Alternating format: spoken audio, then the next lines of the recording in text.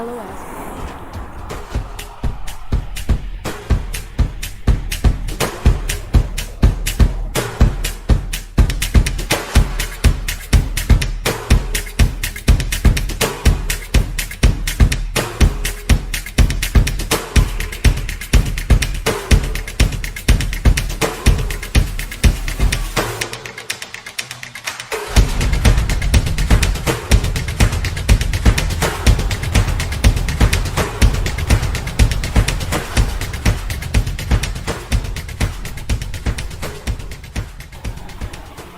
सो hello चलो welcome back again in Edugrown. I hope आप सब लोग अच्छे और सेफ होंगे।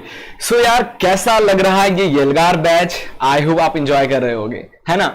सो गाइज अगर आप नए हो इस वीडियो पे फर्स्ट टाइम आ रहे हो, हमारे चैनल पे फर्स्ट टाइम आ रहे हो, तो यार चैनल को सब्सक्राइब जरूर कर लेना, क्योंकि ये जो येलगार बैच है स्पेशली डिजाइन किया गया है क्लास 10th स्टूडेंट के लिए, और जो टर्म 1 जो आपका एग्जाम होने वाला है उसके अकॉर्डिंग काफी सारे बेनिफिट्स हैं इस बैच का। आई होप अगर प्रीवियस वीडियोस देखे होगे तो आपको पता होगा, नहीं पता है तो मैं बता दे रहा हूं। येलगार बैच की खासियत ये है यार कि हम तो यहां पे क्या कर रहे हैं कि टर्म 1 में जो सिलेबस है, जो डिलीटेड पार्ट कटा है उसको छोड़ के जो चीजें आ रही है हम पहले तो वो चीजों को डिस्कस कर रहे हैं। देन आफ्टर इस चैप्टर से कुछ MCQ questions, assertion reasoning MCQs और केस स्टडी एमसीक्यूज क्वेश्चंस की भी प्रैक्टिस करेंगे नेक्स्ट वीडियो में, ठीक है। साथ ही साथ येलगार बैच का एक और बेनिफिट ये है कि आपको वीडियो को डिस्क्रिप्शन में एक लिंक मिलेगी, उस लिंक पे क्लिक करोगे तो हमारी वेबसाइट पे जाओगे, वहां पे काफी सारे पेडेबल कंटेंट वगैरह हैं, है ना। तो टर्म 1 के अकॉर्डिंग कंटेंट डिजाइन किया गया है, आप उसे परचेस कर सकते हो बहुत ही चीपेस्ट प्राइस में, बहुत ही कम दाम में हम उसको अवेलेबल करा रहे हैं। बट अगर फिर भी यार अगर आपके पास वो पे करने के लिए नहीं है पैसे, 30 रुपए 40 रुपए भी नहीं है, डोंट वरी, कोई प्रॉब्लम की बात नहीं है। वीडियो के डिस्क्रिप्शन में आपको इस चैप्टर का एक कोर्स मिलेगा, उस कोर्स को आपको एनरोल करना है, फ्री ऑफ कॉस्ट है कोर्स, तो टेंशन लेने वाली बात नहीं है। और इसी चैप्टर से रिलेटेड पहले वीडियो को कंप्लीट करो, है ना, चैप्टर कंप्लीट हो जाएगा, पढ़ाई करो, उसमें नोट्स मिलेगा, नोट्स से रिवीजन करो, देन उसमें आपको एक क्विज मिलेगा, इसी चैप्टर से कुछ क्वेश्चंस पूछे जाएंगे, उन क्वेश्चंस को देना है और पास होना है।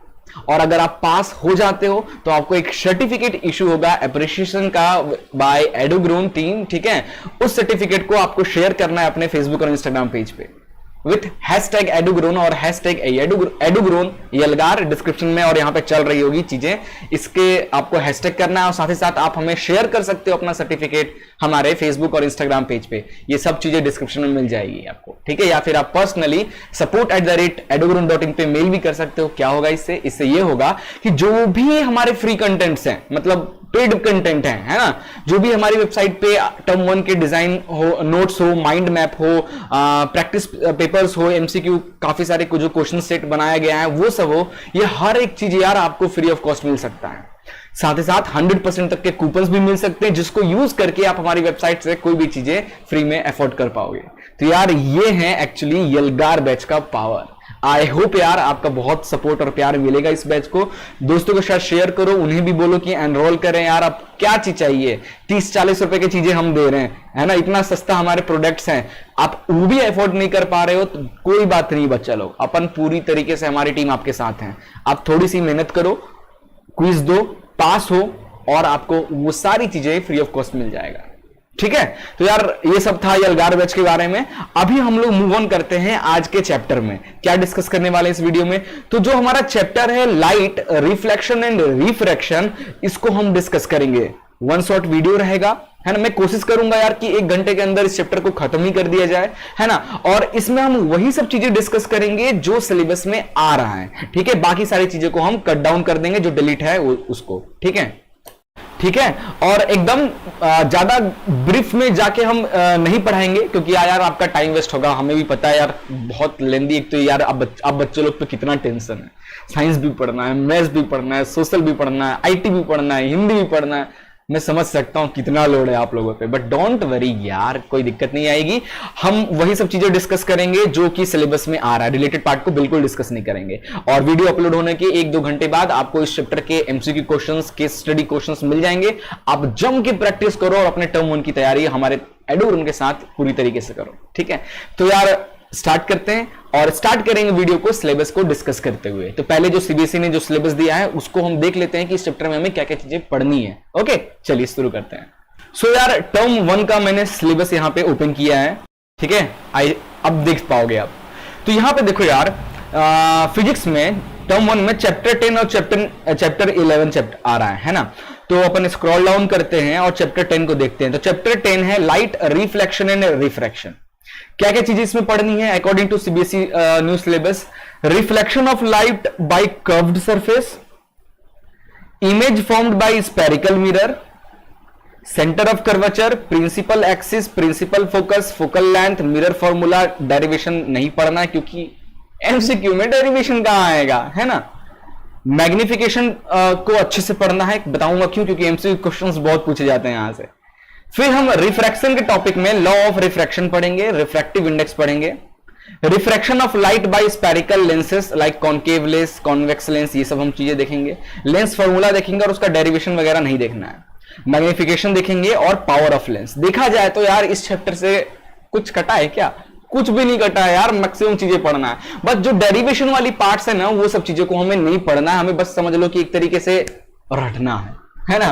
बट अपन रट के नहीं पढ़ेंगे, चीजों को समझ के पढ़ेंगे। और यार ये जो सेशन में डिजाइन किया हूं ना टर्म 1 का, एमसीक्यू क्वेश्चंस के रिस्पेक्ट में हम डिजाइन किए, है ना। मैं आपको बताते चलूंगा कि किस टॉपिक से एमसीक्यू क्वेश्चंस आने का चांस ज्यादा है और किस तरीके से एमसीक्यू क्वेश्चंस किसी टॉपिक से बन सकता है। ये पढ़ाने के दौरान मैं बताते रहूंगा, तो आपको वीडियो अच्छे से पूरी लास्ट तक देखनी है। चलिए शुरू करते हैं। बट एक और छोटी सी रिक्वेस्ट है, चैनल पे नए हो तो चैनल को सब्सक्राइब, वीडियो को लाइक और शेयर जरूर करना। चलिए शुरू करते हैं। सो बच्चा लोग, class 10 chapter light reflection and refraction हम पढ़ने वाले हैं, ठीक है। और ये जो टर्म 1 है, टर्म 1 के अकॉर्डिंग हम चीजें सब कुछ पढ़ेंगे। ये लिख क्यों नहीं रहा अच्छे से यार? काम नहीं कर रहा है क्या? जरा प्लग एंड प्ले किया जाए अगेन। ओके, थोड़ी बहुत प्रॉब्लम क्रिएट कर रहा है। Okay, don't worry. तो यार क्लास 10th में ये चैप्टर आ रहा है और ये जो नोट्स वगैरह है ना बच्चा लोग, ये सारी चीजें हमारी वेबसाइट पे आपको मिल जाएगी, ठीक है। शॉप सेक्शन में जाओगे ना, स्कूल शॉप में, तो ये सब बहुत चीपेस्ट प्राइस में है यार। आप चाहो तो परचेस कर सकते हो और कूपन कोड वगैरह भी हमारा है, आशीष 30 यूज करो, 30% का डिस्काउंट भी मिल जाएगा। फ्री में चाहिए तो कोर्स एनरोल करो, पास हो, सर्टिफिकेट शेयर करो, देन आपको 100% ये चैप्टर फ्री में मिल जाएगा, ठीक है। चलो यार अब स्टार्ट करते हैं चैप्टर को, ठीक है। अबे स्लाइड क्यों चेंज नहीं हो रहा है? ओके, सो गाइज देखते हैं इस चैप्टर के इंट्रोडक्शन में। ज्यादा डिटेल में इंट्रोडक्शन का डिस्कशन नहीं करेंगे। क्यों नहीं करेंगे यार? अपन वन शॉट बना रहे हैं, इसमें भी कितना मैं डीप में घुस के पढ़ाऊंगा, कितनी लंबी वीडियो हो जाएगी, है ना। तो यार लाइट का यूज कैसे है थोड़ा सा हम देख लेते हैं। यहां पे देख रहे होगे, है ना, यहां पे देख रहे होगे आप लोग कि अगर यार हमें किसी ऑब्जेक्ट को देखना है, किसी भी ऑब्जेक्ट को अगर हमें देखना है, तो उसके लिए क्या करना पड़ता है? उसके लिए सबसे पहले क्या करना पड़ता है? उस ऑब्जेक्ट पे कोई लाइट पड़नी चाहिए। तो अगर इस ऑब्जेक्ट पे लाइट पड़ेगी तभी वहां से लाइट जो रिफ्लेक्ट होगा और हम उसको बड़ी आसानी से देख पाएंगे, है ना, तभी तो देख पाएंगे हम, है ना। तो लाइट का बहुत बड़ा महत्व है इस केस में। अगर लाइट ना हो तो आप दुनिया की कोई चीजें देख ही नहीं पाओगे। लाइट जब किसी ऑब्जेक्ट पे पड़ती है, फिर वहां से जो रिफ्लेक्शन होता है आपकी आंखों में वो रेज जाती है, जिसकी वजह से आप चीजें देख पाते हो। ओके, और लाइट क्या है? लाइट एक तरीके का एनर्जी है that provide sensation of vision. देखने जो आप जो देख पाते हो बिकॉज ऑफ लाइट एनर्जी, ठीक है। Some common phenomenon associate with light are image formation by mirror. ये भी लाइट की वजह से होता है। स्टार का ट्विंकल करना लाइट की वजह से होना। रेनबो के जो कलर्स दिखते हैं लाइट की वजह से। लाइट का बैंडिंग जो होता है मीडियम्स में, एक मीडियम से सेकंड मीडियम में जाता है बिकॉज ऑफ और लाइट, ठीक है। वहीं अगर कोई रूम को मैं डार्क कर दूं, तो डार्क अंधेरे कमरे में आप चले जाओ तो कुछ चीज दिखता है? नहीं दिखता है, कुछ भी नहीं दिखता आपको अंधेरे रूम में। इसलिए नहीं दिखता है क्योंकि किसी आपके रूम में ना किसी भी ऑब्जेक्ट पे लाइट पड़ी नहीं रही है। लाइट पड़ती, वहां से रिफ्लेक्ट होती, तभी तो आप देख पाते, है ना। चलिए आगे चलते हैं। नाउ यार अब हम आगे पढ़ेंगे प्रॉपर्टीज ऑफ लाइट के बारे में, ठीक है। लाइट की प्रॉपर्टीज को जरा हम देखते हैं। तो सबसे पहली जो प्रॉपर्टी है कि electromagnetic wave so does not require any medium to travel. Light जो है ना बच्चा लोग, वो इलेक्ट्रोमैग्नेटिक वेव की तरह भी बिहेव करता है ना। और इलेक्ट्रोमैग्नेटिक जो वेव्स होते हैं ना, उनको कोई मीडियम नहीं होता ट्रेवल करने के लिए, मैक्सिमम जितनी एनर्जी होती है उनको ट्रेवल करने के लिए कुछ ना कुछ मीडियम चाहिए रहता है, लाइक हीट हो गया, है ना, हीट को भी ट्रेवल करने के लिए, साउंड को ट्रेवल करने के लिए मीडियम चाहिए रहता है, बट लाइट को नहीं चाहिए रहता है। एग्जांपल देखा जाए तो सन से जो लाइट आ रही है, सन से हमारे पास, हमारे अर्थ पे जो लाइट आ रही है, सन और हमारे अर्थ के बीच में पूरा वैक्यूम एरिया है ना। ये लिख क्यों नहीं पा रहा यार अच्छे से।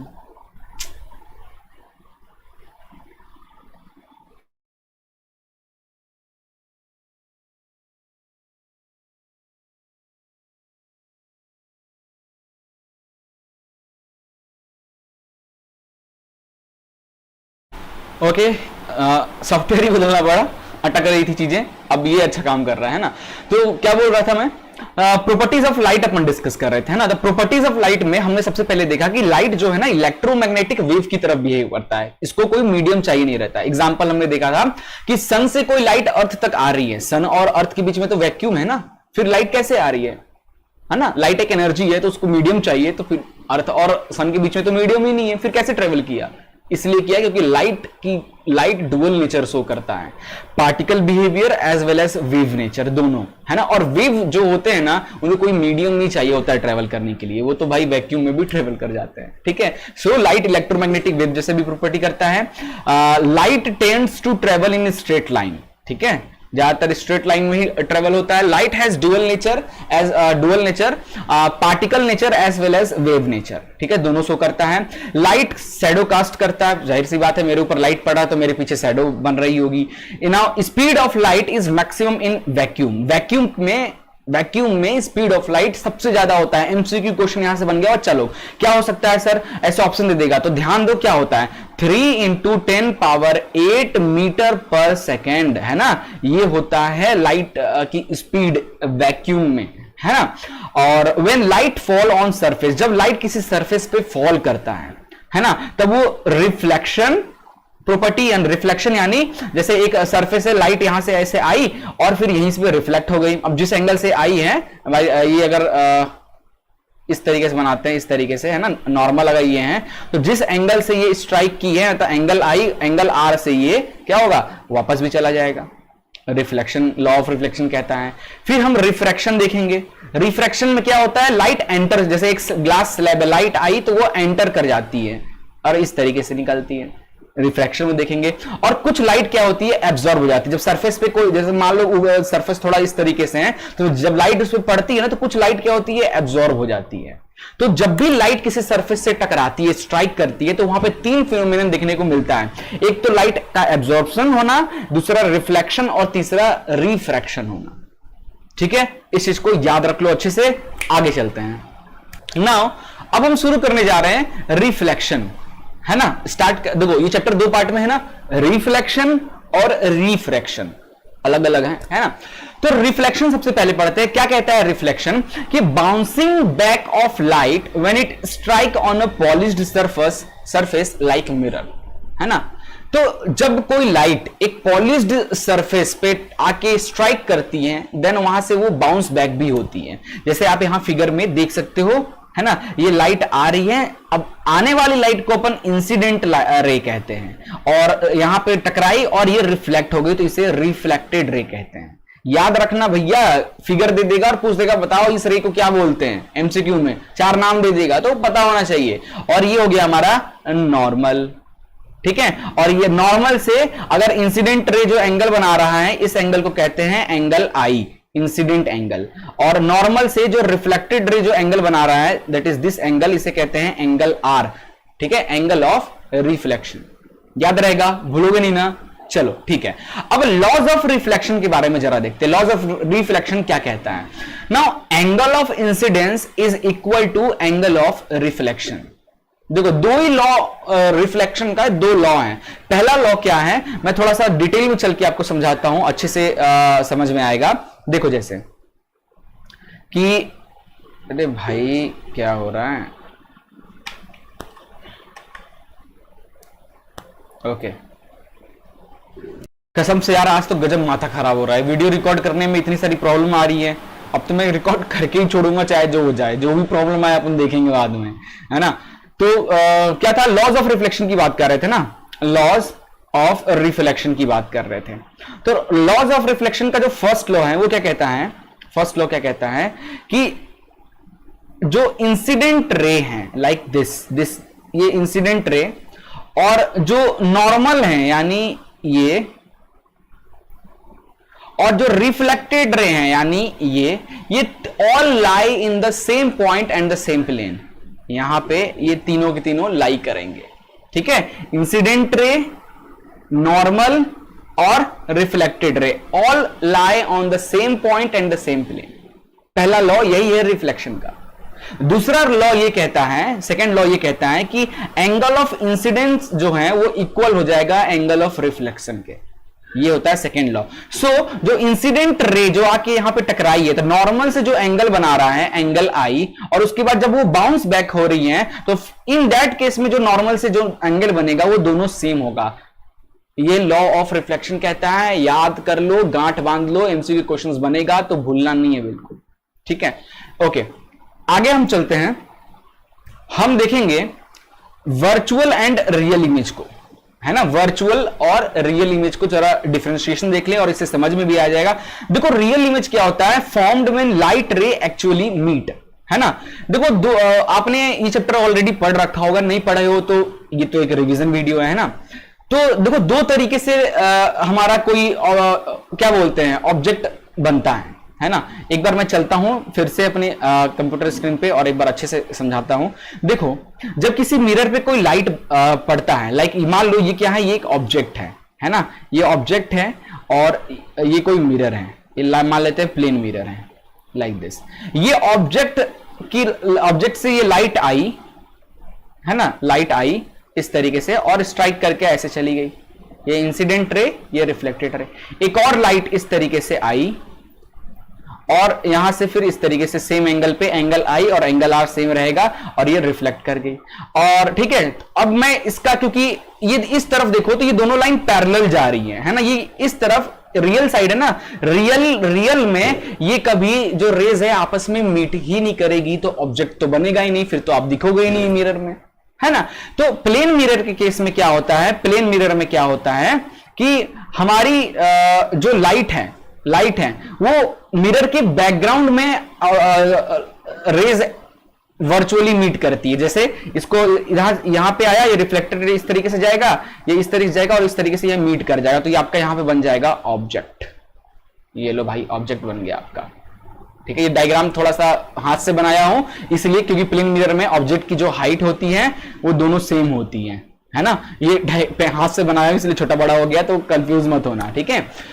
तो ऐसे डॉटेड लाइन से बनने वाले, मतलब रियल में तो दोनों जो लाइट है, रेज हैं, वो तो आपस में कभी मिल ही नहीं रहे हैं, बट वर्चुअली इमेजिनरी लाइंस मिल रही हैं आपस में अगर देखा जाए तो उनसे बनने वाला जो ऑब्जेक्ट्स है ना, उन्हें हम वर्चुअल ऑब्जेक्ट्स कहते हैं या वर्चुअल इमेज कहते हैं, है ना।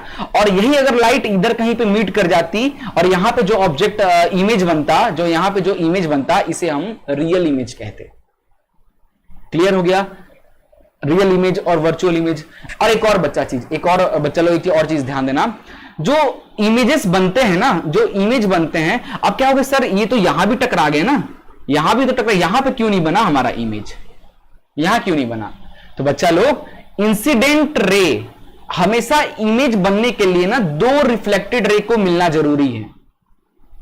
दो रिफ्लेक्टेड रे जब आपस में मीट करेंगे तभी इमेज बनेगा। एक इंसिडेंट रे है और एक अगर रिफ्लेक्टेड रे है तो भी इमेज नहीं बनेगा।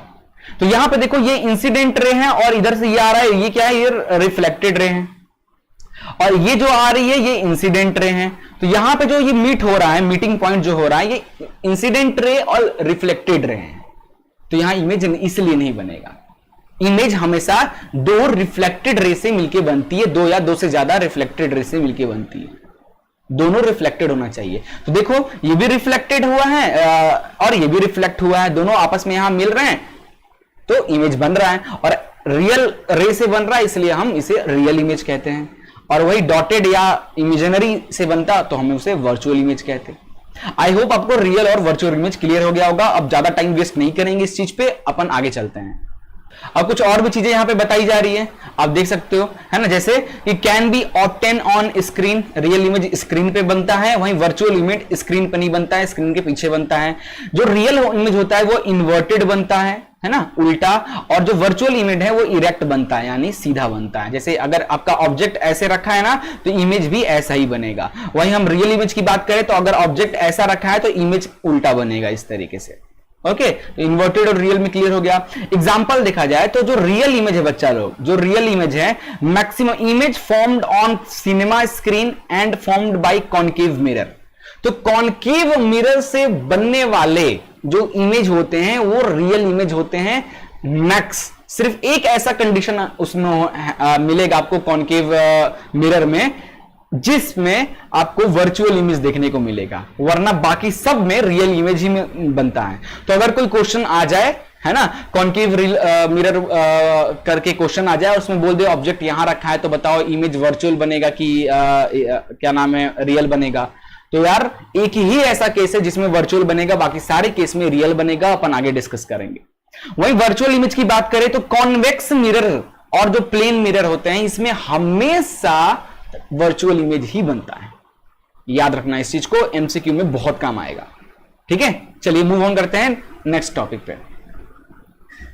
नाउ गाइस, अब हम देखने जा रहे हैं image formed by plane mirror. वैसे ये टॉपिक तो है ही नहीं सिलेबस में, तो क्यों अपन इस टॉपिक में फालतू का दिमाग की दही करें, है ना। कहीं तो लिखा नहीं था प्लेन मिरर में, बट यार बस ज्यादा टाइम नहीं लूंगा, बस थोड़ा सा टाइम लूंगा, इस चीज को हल्का हल्का जल्दी जल्दी डिस्कस कर लेते हैं, है ना, एंड देन अपन मूव ऑन कर जाएंगे नेक्स्ट टॉपिक में। तो देखो characteristic of image formed by plane mirror. तो प्लेन मिरर में जो इमेज फॉर्म होता है, पहली चीज तो वो वर्चुअल और इरेक्ट होता है। जैसे आप यहाँ फिगर में देख सकते हो, ये क्या है, ये हमारा ऑब्जेक्ट है और इसका इमेज इधर बन रहा है और डॉटेड लाइन से इमेज बन रहा है, तो ये वर्चुअल इमेज है। स्ट्रेट बना है इसलिए इरेक्ट है। Now size of image is equal to size of object. Plane mirror में इमेज और ऑब्जेक्ट की साइज सेम होती है ना, डिस्टेंस भी सेम होता है। Image is formed as far behind the mirror as the object in front of it. तो मिरर से जितनी दूर ऑब्जेक्ट रखी होगी ना उतनी ही दूर इमेज भी बनेगा मिरर के अंदर। इस चीज का ध्यान रखना, प्लेन मिरर में ऐसा होता है। और प्लेन मिरर में जो इमेज बनता है लैटरली इन्वर्टेड बनता है, यानी आप खुद अपने मिरर के सामने खड़े हो जाओ, अपना राइट हैंड को ऊपर करोगे ना तो आपको मिरर में लेफ्ट हैंड दिखेगा, अपने लेफ्ट हैंड को ऊपर करोगे तो मिरर में आपको राइट हैंड दिखेगा। तो इसको लैटरली इन्वर्टेड इमेजेस कहते हैं। ठीक है, जैसे एम्बुलेंस उल्टा इसीलिए लिखा रहता है ताकि आपके रियर कार के रियर मिरर में आपको एम्बुलेंस सीधा दिखे, लेटरली इन्वर्ट होके दिखे, है ना, इसलिए एम्बुलेंस में उल्टा एम्बुलेंस लिखा जाता है। बस इससे ज्यादा अपन इस टॉपिक पे डिस्कस नहीं करेंगे, मूव ऑन करते हैं नेक्स्ट टॉपिक पे। नाउ गाइस, स्फेरिकल मिरर अब हम देखने जा रहे हैं। तो दो टाइप के स्फेरिकल मिरर होता है, कौन कौन सा, एक होता है कॉन्वेक्स मिरर, एक होता है कॉनकेव मिरर। बच्चे लोग हमेशा पूछते हैं कि सर ये कॉनकेव मिरर कॉन्वेक्स मिरर में हम भूल जाते हैं, नहीं समझ में आता है। तो देखो बच्चा लोग, कॉनकेव गुफा, कॉनकेव है ना, तो केव मतलब गुफा। तो गुफा कैसा होता है, गुफा ऐसा होता है, इस तरीके से होता है गुफा। आप यहां से जाते हो अंदर, गुफा के अंदर इस तरीके से घुसते हो, तो केव ऐसा ही होता है ना। तो कॉनकेव जो मिरर होता है वो कुछ इस तरीके का दिखता है। इसका साइनिंग जो जिसपे रिफ्लेक्शन होता है वो उसकी सरफेस अंदर होती है, लाइट यहां से रिफ्लेक्ट करती है। ठीक है, और वहीं कॉन्वेक्स मिरर की बात करें तो अगर आपको कॉनकेव आपके माइंड में है तो कॉन्वेक्स उसका उल्टा, तो इसकी जो साइनिंग सरफेस होती है वो आउटवर्ड होती है। ये आउटवर्ड जो बाहर की तरफ फेंका हुआ है ना, ये साइनिंग सरफेस है, यहां से लाइट रिफ्लेक्ट करती है। तो यहीं पे प्रॉपर्टीज ऑफ कॉनकेव मिरर और कॉन्वेक्स मिरर में लिखा हुआ है कि कॉनकेव जो मिरर है उसमें जो रिफ्लेक्टिंग सरफेस है वो इनवर्ड होता है। हमने देखा ये इनवर्ड होता है रिफ्लेक्टिंग सरफेस, जहां से लाइट रिफ्लेक्ट करती है। और कन्वर्जिंग मिरर होता है, देख सकते हो जैसे ये फिगर में देखो कि जो भी लाइट आ रही है वो क्या हो रही है, सब कन्वर्ज होके फोकस पे एंटर कर रही है। जो भी लाइट आ रही है वो कन्वर्ज होके फोकस पे एंटर कर रही है, इसलिए कॉनकेव मिरर को हम कन्वर्जिंग मिरर भी कहते हैं। वहीं अगर आप कॉन्वेक्स मिरर की बात करो तो रिफ्लेक्टिंग सरफेस आउटवर्ड होता है, देख सकते हो आप आउटवर्ड जो सरफेस है ना ये रिफ्लेक्टिंग सरफेस होता है। और जब भी इसमें कोई लाइट टकराती है तो ये लाइट क्या होती है, डाइवर्ज हो जाती है। इस तरीके से इधर लाइट आती है और इस तरीके से बाहर जाती है, बाहर की तरफ, इसलिए इसे हम डाइवर्जिंग मिरर भी कहते हैं। ठीक है, तो स्फेरिकल मिरर में क्लियर हो गया, दो तरीके के मिरर, कॉनकेव एंड कॉन्वेक्स, उनकी प्रॉपर्टीज हमने देख लिया। नाउ मूव ऑन करते हैं नेक्स्ट टॉपिक पे। नाउ बच्चा लोग, अगला है common terms of spherical mirror. यहां देखो ये सब चीजें बोला था, सिलेबस में लिखा है कि प्रिंसिपल एक्सिस के बारे में पढ़ लेना अच्छे से, pole, aperture, centre of curvature, radius of curvature, focus, focal length, इन सब के बारे में अच्छे से पढ़ लेना, सिलेबस में लिखा हुआ है। तो यहां से एमसीक्यू भी बनेगा, इसलिए अच्छे से ध्यान देना, है ना। तो देखो प्रिंसिपल एक्सिस क्या होता है, मान लीजिए ये कोई भी मिरर है ना, जैसे यहां बना रहा हूं, तो ये देखो ये कोई ये है कॉनकेव मिरर बना रहा हूं, तो ये कॉनकेव मिरर है ना, ये कॉनकेव मिरर है लाइक दिस, एक ही बार में बने ना। तो ये मैंने बनाया एक कॉनकेव मिरर जिसका ये बैकवर्ड पोर्शन है। तो प्रिंसिपल एक्सिस क्या होता है, जो मिरर के सेंटर से होके जाता है ना, इसे ही हम लोग बच्चा लोग प्रिंसिपल एक्सिस कहते हैं। आई होप ये चीज क्लियर हो गया होगा। So the line joining the pole and the centre of curvature is known as principal axis, है ना। इसको समझने से पहले हम कुछ चीजें इस तरीके समझते हैं, तो आपको काफी अच्छी तरीके से एक ही बार में चीजें समझ में आ जाएगी, है ना। अपन शुरू से समझेंगे। तो सबसे पहले तो हम एक क्या करेंगे, एक सर्कल लेते हैं। मान लो ये मैंने एक स्पेरिकल मिरर लिया जिसका सेंटर क्या है, यहां से ये क्या, ये कहलाएगा रेडियस, और ये हो गया उसका सेंटर सर्कल का। अगर इस मिरर को मैं यहां से इस तरीके से काट दूं तो ये मिरर कैसा दिखेगा, कुछ इस तरीके का दिखेगा, है ना। और ये इसका आउटर सरफेस। अब ये जो मिरर है इसका जो सेंटर है, सेंटर पॉइंट जो है, इसे हम लोग कहते हैं पोल, इसे कहते हैं पोल। क्योंकि ये जो मिरर है ये एक सर्कल का ही पार्ट है, अगर इसको आप एक्सटेंड करोगे इस तरीके से एक सर्कल बन जाएगा। तो मान लो ये जो मिरर है कॉनकेव मिरर, इसका सेंटर कहीं यहां है, इसका सेंटर कहीं यहां है, ये रहा सेंटर, और ये है सेंटर, ये पोल। तो सेंटर और पोल से जाने वाली जो लाइन है इसे ही हम लोग क्या कहते हैं, प्रिंसिपल एक्सिस, इसे ही हम लोग प्रिंसिपल एक्सिस कहते हैं। इतना क्लियर हो गया। दूसरा अगला जो टर्म है वो होता है फोकस। फोकस क्या होता है, सेंटर ऑफ कर्वेचर, इसे बोलते हैं centre of curvature. Centre of curvature और जो पोल है उसके सेंटर पे, मान लो यहां से यहां की दूरी 4 है, तो ये 2 पे, यहां पे होता है फोकस। फोकस को एक और तरीके से डिफाइन किया जाता है कि इन्फिनाइट से आने वाली लाइट जब मिरर से टकराती है तो कन्वर्ज होने के बाद वो फोकस पे ही जाके कॉन्सेंट्रेट करती है, रिफ्लेक्ट होने के बाद। तो that point is known as focus point. ये भी हो गया।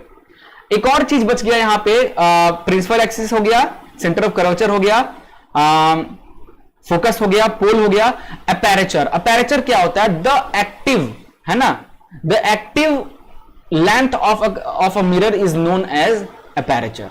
ये बहुत जरूरी है समझना। अभी देखा जाए तो ये पूरा मिरर इस तरीके से, तो अभी मिरर का ये यहां से लेके यहां तक का जो ये डिस्टेंस है ना, ये जो लेंथ है ना, ये ए बोल दूं और ये पॉइंट बी बोल दूं, तो ए बी का जो लेंथ है इसे ही अपर्चर कहते हैं, अपर्चर कहेंगे। क्योंकि ये पूरा का पूरा मिरर पार्टिसिपेट कर रहा है आपके ऑब्जेक्ट का इमेज बनाने में। वहीं पे बच्चा लोग, अगर मैं मान लो इस हाफ मिरर को ढक दूं, इस हाफ मिरर को मैं किसी ब्लैक पेपर से ढक दूं और मैं पूछूं कि बताओ अब अपर्चर क्या हो गया, अब अपर्चर बच्चा कम हो गया। क्यों, क्योंकि अब पूरा मिरर पार्टिसिपेट नहीं कर रहा है आपके प्रैक्टिकल में। अब कितना मिरर, बस इतना जो मिरर है ना, यहां से लेके यहां तक का जो मिरर है, यही इसी की हेल्प से आपकी इमेज बनेगी। तो ये इस टाइम पे आपका अपर्चर यही हो जाएगा। अगर इस पॉइंट को पोल है तो एपी इज द अपर्चर। ठीक है, तो अपर्चर क्लियर हो गया। अपर्चर बदलता रहता है। कैसे बदलता है, अगर मिरर को आप तोड़ दोगे या मिरर को ढक दोगे तो जो ढकने के बाद जो एक्टिव मिरर है जिससे आपका इमेज बनेगा, जो ऊपर वाला पार्ट है, वही उसका अपर्चर हो जाएगा, उसकी लेंथ जो है वही हो जाएगी। यहां तक क्लियर हो गया। नाउ सेंटर ऑफ कर्वेचर हमने डिस्कस कर लिया। तो सेंटर ऑफ कर्वेचर से लेके पोल तक के डिस्टेंस को अपन रेडियस ऑफ कर्वेचर कहते हैं, रेडियस ऑफ कर्वेचर कहते हैं। ठीक है, सेंटर ऑफ कर्वेचर से पोल तक का ये क्या है, रेडियस ही कहलाएगा ना यार। सेंटर से यहां तक का डिस्टेंस रेडियस कहलाएगा, तो रेडियस ऑफ कर्वेचर। और फोकस से पोल तक का जो डिस्टेंस है इसे हम लोग फोकल लेंथ कहते हैं, फोकल लेंथ कहते हैं एफ, है ना। और रेडियस ऑफ कर्वेचर को आर से डिनोट करते हैं। तो मुझे आप बताओ एक चीज, रेडियस ऑफ कर्वेचर और फोकल लेंथ में कुछ रिलेशन दिख रहा है? देखो ध्यान से।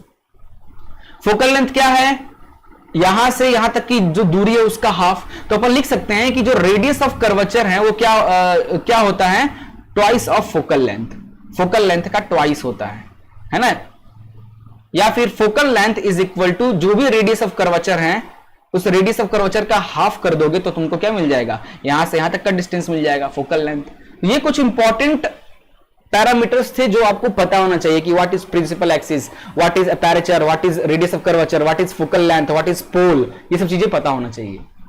नाउ बस इतना ही, मूव ऑन करते हैं नेक्स्ट टॉपिक पे। नाउ गाइस अब हम डिस्कस करने वाले हैं रूल, है ना।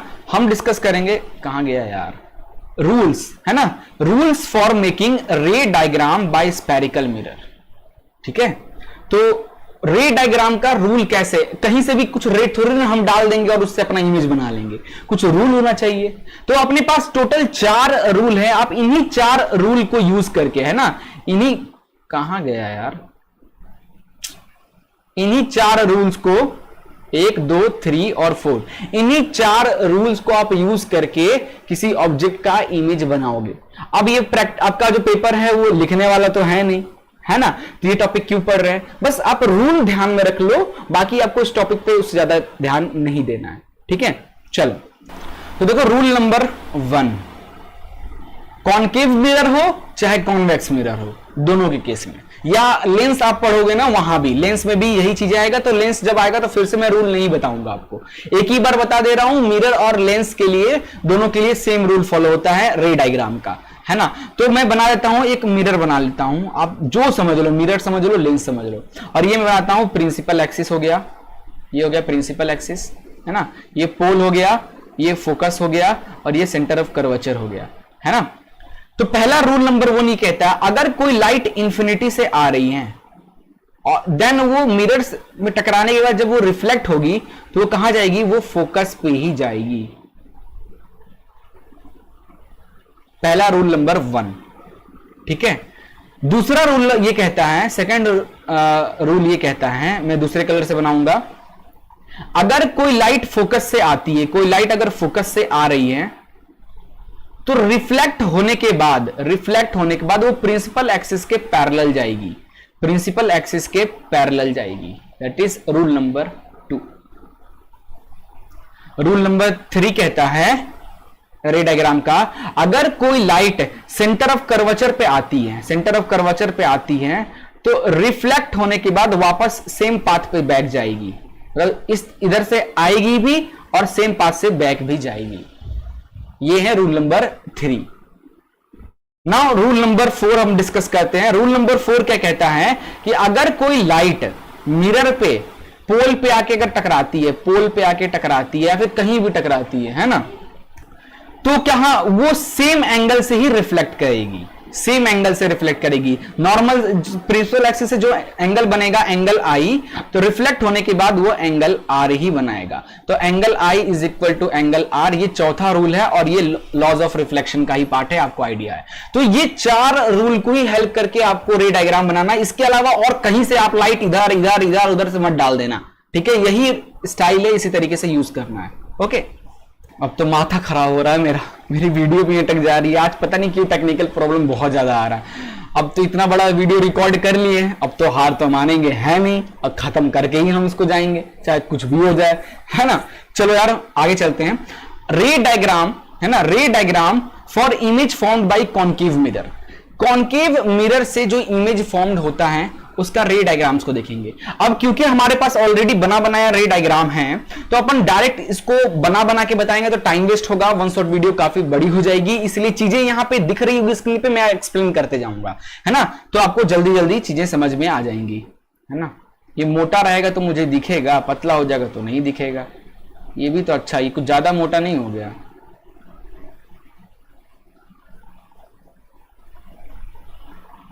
चलो भाई, तो देखो पहला है केस कि when object is at infinity, जब ऑब्जेक्ट इंफिनिटी पे होगी, जैसे आप ये फिगर देख सकते हो, ऑब्जेक्ट जब इंफिनिटी, तो इंफिनिटी से आने वाली जो लाइट है वो मिरर से रिफ्लेक्ट होने के बाद उसके फोकस पे ही आके कॉन्सेंट्रेट कर रही है। दिख रहा है, ये देखो लाइट इधर से आ रही है और ये फोकस पे जा रही है, लाइट इधर से आ रही है और ये फोकस पे कॉन्सेंट्रेट कर रही है।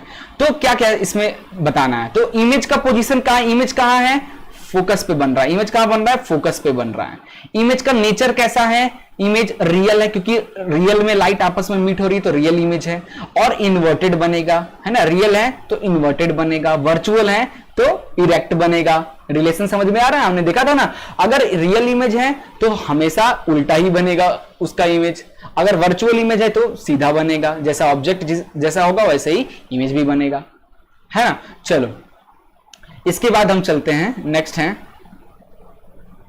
सेकंड है, अब हम दूसरे जगह पे अपने ऑब्जेक्ट को रखेंगे। अब हम अगर ऑब्जेक्ट को सी के पीछे, लाइक सेंटर ऑफ कर्वेचर यहां है, मैं इसके पीछे अपने ऑब्जेक्ट को रखा, तो इससे हम रेस कैसे भेजेंगे? तो पहला तो यार हम प्रिंसिपल एक्सिस के पैरेलल लेकर रेस भेजें, और जब कोई लाइट प्रिंसिपल एक्सिस के पैरेलल आती है, रिफ्लेक्ट होने के बाद फोकस से ही जाएगी, तो ये फोकस से गई, लाइक दिस। और दूसरा मैं क्या करता हूं, लाइट सेंटर ऑफ कर्वेचर से भेज देता हूं, तो सेंटर ऑफ कर्वेचर से भेजूंगा तो वापस सेंटर ऑफ कर्वेचर पे ही आएगी सेम, और ये दोनों रिफ्लेक्टेड रे यहां पे आपस में मिली और बन गया यहां पे इमेज। तो यहां देखो, यहां पे जो इमेज बना वो कहां बन रहा है? सेंटर ऑफ कर्वेचर और फोकस के बीच में। तो अगर आप अपने ऑब्जेक्ट को सी के पीछे रखते हो तो इमेज जो है वो सी और एफ के बीच में बनेगा। इमेज का नेचर कैसा होगा? रियल में लाइट आपस में मिली तो रियल, और उल्टा इन्वर्टेड, रियल है तो इन्वर्टेड, इन्वर्टेड है तो रियल, है ना। और साइज जो है वो डिमिनिश्ड साइड होगा, छोटी बनेगी ना। थर्ड केस देखते हैं,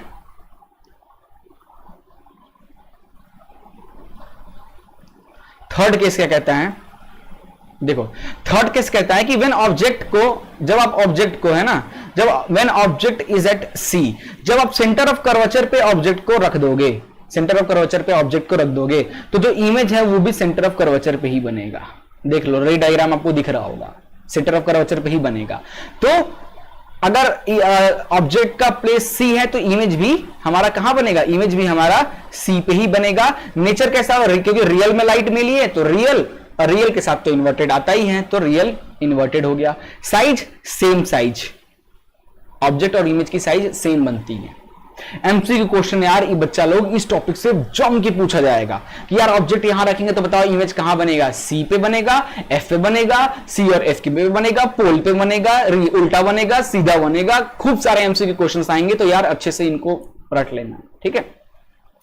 नाउ अगला जो इसमें है, नेक्स्ट जो पार्ट है उसको देखो,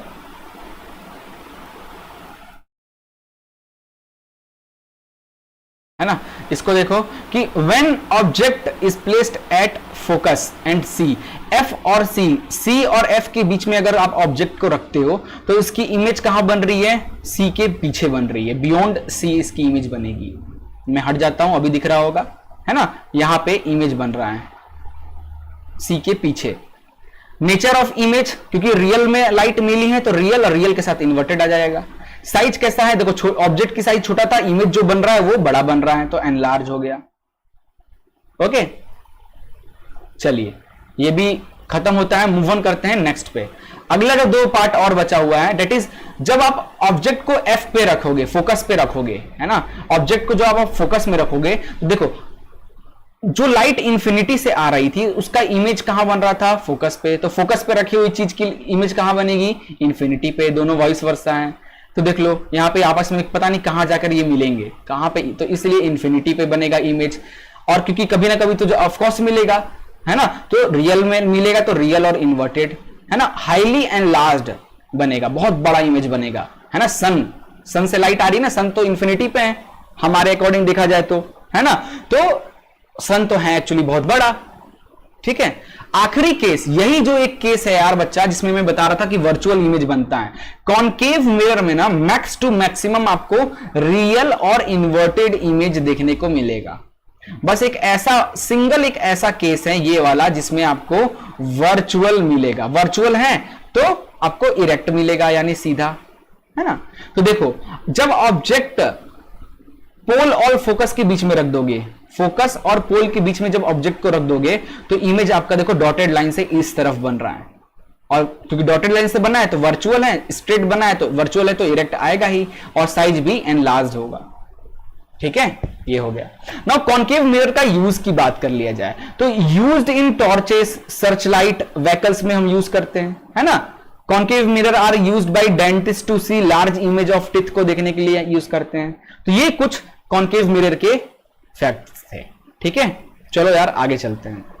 नाउ बच्चा लोग, अब हम डिस्कस करने वाले हैं मिरर फॉर्मूला और मैग्निफिकेशन। तो देखो मिरर फॉर्मूला क्या होता है, 1/v plus 1/u is equal to 1/f। ये होता है मिरर फॉर्मूला, बहुत इंपॉर्टेंट फॉर्मूला है। वेयर जो v है वो क्या है, उसे हम इमेज का डिस्टेंस कहते हैं, है ना। मिरर से इमेज का डिस्टेंस, सॉरी यस इमेज का डिस्टेंस, है ना। इमेज कहां बना है, देखो यहां पे इमेज ये बना है, तो इमेज का डिस्टेंस को हम v कहते हैं। ऑब्जेक्ट का जो डिस्टेंस है मिरर से u कहते हैं, और f क्या है, फोकल लेंथ है। फोकस से मिरर तक का डिस्टेंस को फोकल लेंथ कहते हैं। ठीक है, क्लियर हो गया। v for image distance, image का डिस्टेंस मिरर से, u फॉर ऑब्जेक्ट का distance, f for focal length. ठीक है, याद रखना। और ये होता है मिरर फॉर्मूला। जब हम लेंस पढ़ेंगे ना बच्चे, तो लेंस फॉर्मूला और मिरर फॉर्मूला में क्या डिफरेंस होता है देख लो। अभी मिरर फॉर्मूला में यहां पे प्लस होता है और लेंस फॉर्मूले में यहां पे माइनस आ जाता है, बाकी सब कुछ सेम होता है। ठीक है, याद रखना इस चीज को, है ना। अब देखो, अब कुछ साइन कन्वेंशन की भी बात कर लेते हैं। ये बहुत इंपॉर्टेंट होता है साइन कन्वेंशन, कि ऑब्जेक्ट और इमेज किधर है तो उसका साइन हम क्या लेंगे, प्लस लेंगे, माइनस लेंगे। ये चैप्टर को बहुत डिटेल में पढ़ाया हूं मैं, चाहो तो आप डिटेल वाली वीडियो भी देख सकते हो, है ना, प्लेलिस्ट में मिल जाएगा। तो देखो लो, अगर ऑब्जेक्ट आपका ये आपका, जैसे आप बनाते हो ना, मैथ्स में पढ़ते हो कोऑर्डिनेट ज्योमेट्री में, ये क्या है, राइट हैंड साइड है, इधर क्या है, लेफ्ट हैंड साइड है। तो इस तरफ हमारी सारी पॉजिटिव वैल्यू रहती है और इस तरफ हमारी सारी नेगेटिव वैल्यू रहती है। उसी तरीके से ऊपर देखा जाए तो ऊपर में हमारी पॉजिटिव वैल्यू होती है, नीचे में हमारी इधर नेगेटिव वैल्यू होती है। सेम यहां भी ऐसा ही काम करेगा। तो ऑब्जेक्ट कहां रखा है, यहां रखा है। तो ऑब्जेक्ट का डिस्टेंस, यहां से यहां आप डिस्टेंस मेजर कर रहे हो, तो इस तरफ क्या है, माइनस में है ना, इस तरफ तो माइनस में है। तो ऑब्जेक्ट का जब डिस्टेंस आप लोगे, ऑब्जेक्ट का डिस्टेंस आपको माइनस में लेना पड़ेगा। प्लस, अगर आपका क्वेश्चन में प्लस में दिया है तो आपको उसको ऑटोमेटिक माइनस में लिख लेना है क्वेश्चन सॉल्व करने के लिए। और क्योंकि इमेज, कॉन्केव मिरर में इमेज भी इधर बनता है, तो इमेज भी अगर इधर बना हुआ है, तो इमेज डिस्टेंस जो v लोगे, क्योंकि इमेज भी इसी तरफ बना है, तो ये भी माइनस में ही लोगे, तो इमेज भी माइनस में रहेगा कॉन्केव मिरर में। फोकल लेंथ, क्योंकि फोकल लेंथ भी इसी तरफ है, देख लो यहां पे फोकल लेंथ भी इसी तरफ है मिरर के, तो फोकल लेंथ की वैल्यू भी हम यहां पे माइनस लेंगे, है ना। तो आप ऑब्जेक्ट और इमेज को देख के, कि ऑब्जेक्ट की अगर इस तरफ की डिस्टेंस को आप मेजर कर रहे होगे तो माइनस में लेना, इस तरफ में अगर कोई इमेज बनता है और उसका डिस्टेंस जब मेजर करोगे तो प्लस में लेना। अगर ऑब्जेक्ट की हाइट है ना, हाइट अगर हाइट देख रहे हो तो ऑब्जेक्ट की हाइट अगर इस तरीके से ऊपर की तरफ जा रहे हो, है ना, ऊपर की तरफ जाओगे तो ऑब्जेक्ट की हाइट प्लस में लेना होगा। अगर इमेज या ऑब्जेक्ट नीचे की तरफ बना है तो नीचे की तरफ जाओगे तो माइनस साइन लोगे। तो ये कुछ साइन कन्वेंशन है जिसको अच्छे तरीके से ध्यान में रख ले, ठीक है। नाउ मैग्निफिकेशन देखते हैं। अब देखो मैग्निफिकेशन क्या कहता है। मैग्निफिकेशन, मिरर का मैग्निफिकेशन का फॉर्मूला क्या हो जाएगा।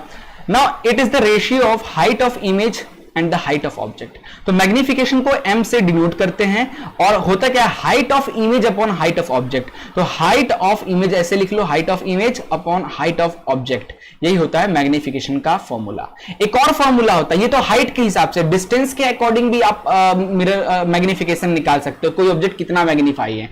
डिस्टेंस के अकॉर्डिंग कैसे निकालोगे मिरर का मैग्निफिकेशन, तो magnification is equal to minus distance of image upon distance of object, है ना, distance of image upon distance of object, object image distance upon object distance minus में लेके, तो आपको इससे भी मैग्निफिकेशन निकल आएगा मिरर का, है ना। वहीं पे जब आप लेंस पढ़ोगे ना बच्चा, जब मैं लेंस पढ़ा रहा हूं अभी, नेक्स्ट टॉपिक आएगा हमारा, तो लेंस में जो मैग्निफिकेशन होता है हाइट के अकॉर्डिंग तो सेम होता है, height of image upon height of object, but distance के according height distance of image upon distance of object, minus sign नहीं होता है ना। तो लेंस फॉर्मूला और mirror formula, lens magnification, mirror magnification दोनों में साथ में आपको बता दिया हूं, तो आगे चल के हम इस पर ज्यादा डिटेल में डिस्कस नहीं करेंगे, ठीक है।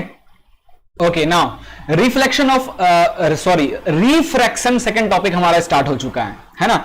तो अब थोड़ा सा स्पीड पकड़ेंगे। हमने बहुत मेन चीजें ऑलरेडी देख लिया रिफ्लेक्शन में, उन्हीं में से कुछ चीजें यहां भी आएंगी, तो अपन अब इस पार्ट को बहुत तेजी से खत्म करने वाले हैं। तो एकदम तैयार हो जाओ यलगार करने को, क्योंकि बहुत तेजी से अपन ये पार्ट खत्म करने वाले हैं और टेक्निकल इशू भी काफी सारी आ रही है और मेरा दिमाग हो रहा है भ्रष्ट। अपन इसलिए कोशिश करेंगे जल्दी से ये लेक्चर को खत्म किया जाए, है ना।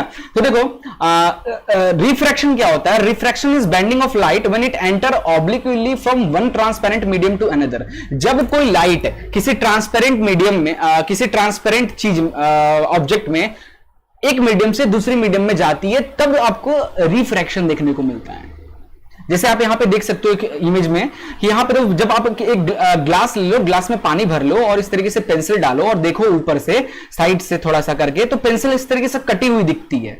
बट जब पेंसिल को आप निकालते हो तो पेंसिल तो सही रहती है, फिर ये कटी हुई क्यों दिखती है ऐसी पेंसिल? Because of refraction. क्यों? क्योंकि आप जब देख रहे हो ना, तो आपका जो मीडियम है वो एयर है ना, और लाइट फिर आपकी कैसे आ रही है? पहले तो लाइट आ रही है, एयर से लाइट आ रही है, फिर पानी के अंदर जा रही है, आपके पेंसिल पे टकरा रही है, वहां से रिफ्रैक्शन हो रहा है और फिर आपकी आंखों तक आ रहा है। मीडियम 1 2 3 बार मीडियम चेंज हो रहा है, air to water and water to air, है ना। तो कितनी बार लाइट बैंड हुई होगी, इसलिए आपको ये जो पेंसिल है वो बैंड दिख रही है ना। अब मैं थोड़ा सा आपको डायरेक्ट फिगर की हेल्प से समझाऊंगा कि किस तरीके से हमारा ये सब चीजें होता है ना। इस फिगर को देखो ध्यान से इस फिगर को देखो, और मैं साथ से ड्रॉ भी करते चलता हूं। तो देखो यार, मैं तो सीधे बना ही लेता हूं, है ना, सीधे बना के बता रहा हूं। देखो किस तरीके से काम करता है। मान लो ये ग्लास स्लैब है, ये है हमारा रेयर मीडियम। अब बहुत बच्चों को पता है क्या होता है प्रॉब्लम, सर ये रेयर मीडियम और जो डेंसर मीडियम है उसको कैसे पहचाने, डेंसर मीडियम कैसे पहचाने? देखो कैसा होता है यार, एयर और ग्लास की बात करें तो एयर कौन ज्यादा डेंस है? ग्लास बहुत ज्यादा, उसके मॉलिक्यूल्स कितने पास, सॉलिड है ना ग्लास, उसके मॉलिक्यूल्स कितने पास होंगे, कितना ज्यादा डेंस है ना, इसलिए उसे हम डेंसर मीडियम कहते हैं। वहीं एयर और वाटर के रिस्पेक्टिव में कौन सा डेंसर कहलाएगा? वाटर डेंसर कहलाएगा, क्योंकि वाटर के मॉलिक्यूल्स एयर के रिप्रेजेंट में तो पास ही है ना। उसी तरीके से अगर मैं बात करता हूं वाटर और ग्लिसरीन, वाटर कितना सॉफ्ट होता है, मतलब, और वहीं ग्लिसरीन कितनी चिपचिपी सी होती है, विस्कस ज्यादा होता है ना। तो इन केस में डेंसर क्या हो जाएगा? ऑफ कोर्स ग्लिसरीन जो है वो ज्यादा डेंस हो जाएगा, इसलिए तो ज्यादा विस्कस है वो, ठीक है। तो अलग अलग मीडियम, तो रेयर मीडियम और डेंसर मीडियम आप बड़ी आसानी से बता पाओगे, आई होप। तो ये इसको अपन फर्स्ट मीडियम कहते हैं, ये ग्लास हमारा डेंसर मीडियम सेकंड हो गया, और फिर से लाइट हमारी एयर में आएगी तो ये हमारी थर्ड मीडियम हो गई, अगेन रेयर मीडियम, है ना। अब देखो अब क्या होता है, जब लाइट आती है एयर से, जब रेयर मीडियम से लाइट आती है, इस तरीके से लाइट आई, है ना, ये टकराई, यहां पे मैं एक नॉर्मल बना देता हूं, ये मैंने एक नॉर्मल बना दिया, है ना।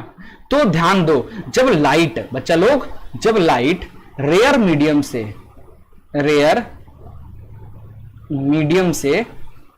डेंसर मीडियम में जाती है, देन इट्स बैंड्स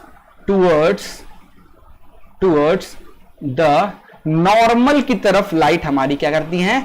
बैंड करती है, ठीक है, नॉर्मल की तरफ बैंड करती है। तो अब जो लाइट यहां से आएगा, इस लाइट को जाना किधर चाहिए था? इस लाइट को मैं बना के दिखाता हूं, इस लाइट को एक्चुअली में जाना इस तरफ चाहिए था, बट तुम देखना क्योंकि ये बैंड हो गया है, क्योंकि मीडियम चेंज हो रहा है, रेयर से डेंसर में जा रहा है, तो अब वो किधर की तरफ डाइवर्ट हो जाएगा? नॉर्मल की तरफ। तो लाइट एक्चुअल में इस तरफ, इस तरीके से आएगा, है ना। तो यहां पे आप देख सकते हो लाइट हमारा क्या हो चुका है? बैंड हो चुका है, किसकी तरफ? नॉर्मल की तरफ, है ना। अब देखो, अब लाइट डेंसर मीडियम में है ना, अब लाइट डेंसर से बाहर निकल रहा है, रेयर में निकल रहा है। तो फिर से अगेन मैं नॉर्मल ड्रॉ करता हूं, एक नॉर्मल ड्रॉ करता हूं यहां पे, इस पॉइंट पे, यहां तक है ना, यहां पे एक मैं नॉर्मल ड्रॉ कर लिया इस तरीके से, है ना। और एक और अगर ड्रॉ करता हूं, लाइट को जानी किधर चाहिए? लाइट को जानी चाहिए थी इधर, है ना, इधर की तरफ जानी चाहिए, बट लाइट जाएगी किधर? जब लाइट डेंसर मीडियम से रेयर मीडियम में बच्चा लोग जब लाइट जाएगा, in that case then it's bend bends away from the normal, है ना, नॉर्मल से दूर भागेगा। तो अब जो लाइट बाहर निकलेगी, इमर्जेंट रे भी जिसे कहते हैं, वो देखो इस तरीके से निकले, नॉट डॉटेड लाइन यार, इस तरीके से। तो दिख गया यहां पे लाइट बैंड भाग रही है, नॉर्मल से दूर भाग रही है, दैट इज नॉर्मल। ये इंसिडेंट रे है ना, ये एंगल ऑफ इंसिडेंट, ये आपका हो जाएगा एंगल ऑफ रिफ्लेक्शन, है ना, और ये एंगल ऑफ रिफ्लेक्शन, ये angle of emergent angle E, emergent angle, और ये इमर्जेंट रे कहलाएगा, है ना। ये हमारा रिफ्रैक्टेड रे, है ना, रिफ्रैक्टेड रे कहलाएगा। इतने सब चीजें क्लियर होगी। यहां पे एक क्वेश्चन बहुत बार एमसीक्यू में पूछा गया बच्चा लोग कि अगर ये जो लाइट है, अगर ये 90 डिग्री पे, देखो हमेशा जो ये जो फिनोमिनन है ना, ये तभी आपको दिखेगा जब इंसिडेंट एंगल कुछ ना कुछ होगा, है ना। अगर 90 डिग्री के अलावा, 90 डिग्री और 0 डिग्री के अलावा इसके बीच में कोई भी एंगल अगर होगा, देन ये चीज फिनोमिनन आपको देखने को मिलेगा। अगर यही अगर इंसिडेंट 90 डिग्री हो जाए, है ना, तो मैं बना के दिखा रहा हूं। ये क्वेश्चन काफी बार पूछा, बच्चे लोग पूछते भी हैं। तो देखो मैं पहले नॉर्मल ड्रॉ कर लेता हूं, तो मैंने एक नॉर्मल ड्रॉ कर लिया, ये नॉर्मल ड्रॉ कर लिया। अब देखो, अब मैं एक इंसिडेंट लाइट डाल रहा हूं, और ये जो हमारा ग्लास प्रिज्म है ना, ग्लास जो है, इसके परपेंडिकुलर एक लाइन में डाल रहा हूं, not this colour choose black कर लेते हैं। तो अगर मैं 90 डिग्री पे परपेंडिकुलरली अगर मैं लाइट डालूं, तो ये लाइट परपेंडिकुलरली ही एकदम बिना रिफ्लेक्ट हुए, बिना कुछ रिफ्रैक्ट हुए सीधे पार हो जाएगा। जिस तरीके से डालोगे उस तरीके से ही सीधे सीधे निकल जाएगा। अगर ये लाइट अगर आप 90 डिग्री पे डाल रहे हो, एंगल आई की वैल्यू अगर 90 डिग्री है तो, और वहीं अगर लाइट आप इस तरफ से डालोगे तो एंगल आई की वैल्यू कितनी हो गई, मतलब अगर इस तरफ से देखा जाए तो एंगल आई की वैल्यू 0 ही है ना। तो ये लाइट फिर ऐसे ही निकलेगी बिना कोई रिफ्रैक्शन, ठीक है। तो ये क्वेश्चन पूछा जाता है, बच्चे कंफ्यूज हो जाते हैं, तो अच्छे से ध्यान में रखना, है ना। नाउ आगे चलते हैं। अच्छा, इसमें कुछ बच्चे हमसे ये पूछ सकते हैं क्वेश्चन कि सर ये बेंडिंग होती क्यों है ना, कम या ज्यादा, ठीक है, वो एक मीडियम से दूसरे मीडियम में जा रही है तो वो बैंड हो रही है, बट क्यों होती है ना। तो देखो यार, वैक्यूम में लाइट की स्पीड कितनी ज्यादा होती है, 3 इंटू 10.8 मीटर पर सेकेंड, कितनी ज्यादा होती है, क्योंकि कुछ है नहीं उसको रोकने के लिए। जब वो एयर में आती है तो 100%, जब हमारे एटमॉस्फेयर में जब वो लाइट आती है ना, उसकी स्पीड 100% कम होती होगी, क्योंकि एयर के मॉलिक्यूल्स आगे होंगे, फ्रिक्शन लगा रहे होंगे, तो उसकी स्पीड कम हो रही होगी।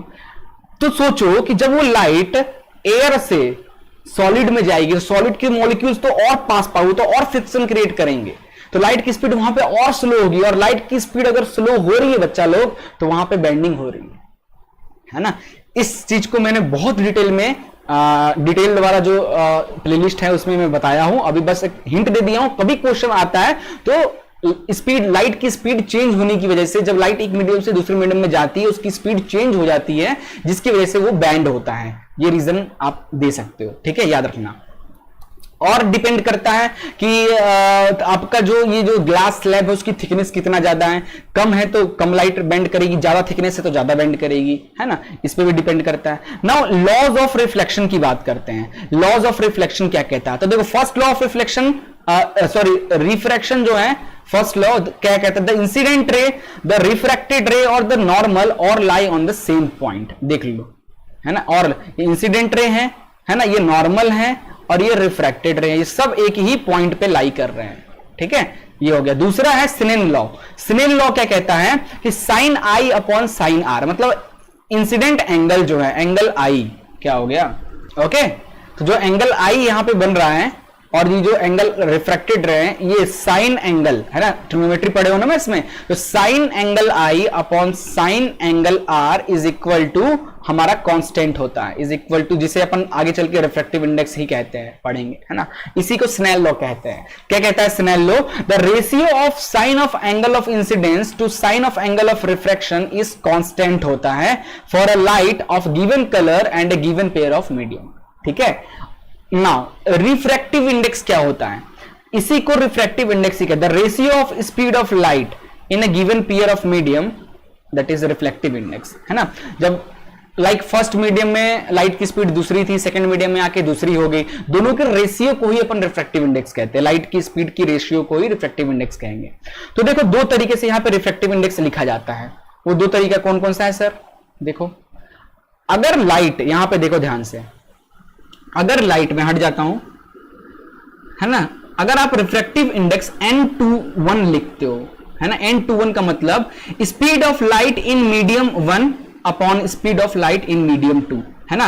n21 का मतलब लाइक देखो ये हमारा ग्लास है, ये सेकंड मीडियम है और ये फर्स्ट मीडियम है एयर, एयर ग्लास। तो लाइट जब एयर से ग्लास में आ रही है और आप पूछ रहे हो कि रिफ्रैक्टिव इंडेक्स, और रिफ्रैक्टिव इंडेक्स किसी एक का नहीं होता, एयर का नहीं होता, ग्लास का नहीं होता, रिफ्रैक्टिव इंडेक्स रिस्पेक्टिवली नहीं होता, लाइक एयर और ग्लास के बीच का रिफ्रैक्टिव इंडेक्स, है ना, इस तरीके से निकलता है। तो यहां पे जो रिफ्रैक्टिव इंडेक्स आएगा एयर और ग्लास का, तो अपन लिखेंगे refractive index of 1 with respect to 2, किसके रिस्पेक्ट में? 2 के रिस्पेक्ट में, है ना।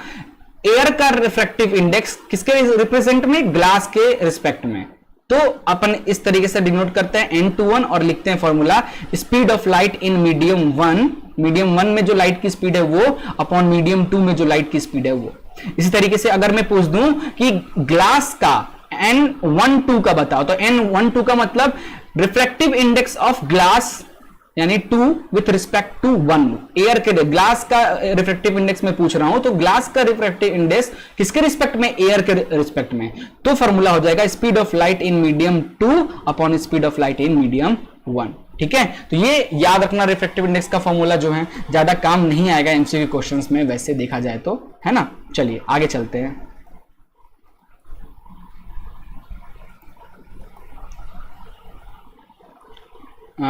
ठीक है, नेक्स्ट है ओके। तो स्पेरिकल लेंस हम पढ़ने वाले हैं, है ना, स्पेरिकल लेंस पढ़ेंगे और सबसे पहले हम रूल्स का यहां पे बात करते हैं। स्पेरिकल लेंस में बच्चा लोग काफी तरीके के लेंस आपको देखने को मिलता है ना। अगर आप एक स्पेरिकल लेंस को कट करोगे तो देखो पहले तो स्पेरिकल लेंस के बारे में समझ लो। A transparent medium bound by two surface of which one or both surface are curved, है ना, एक या दोनों सरफेस कर्व्ड हो सकते हैं। इसमें हम कॉन्वेक्स लेंस पढ़ेंगे और एक कॉनकेव लेंस पढ़ेंगे, ठीक है।